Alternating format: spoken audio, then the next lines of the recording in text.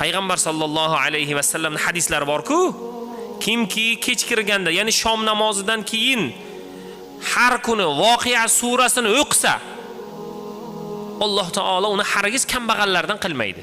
Bo'ldi, tamom, va'da shu. Har kuni kechqurun Voqeani o'qing, kambag'al bo'lmaysiz. Men qizlarimga shuni o'rgatganman dedilar.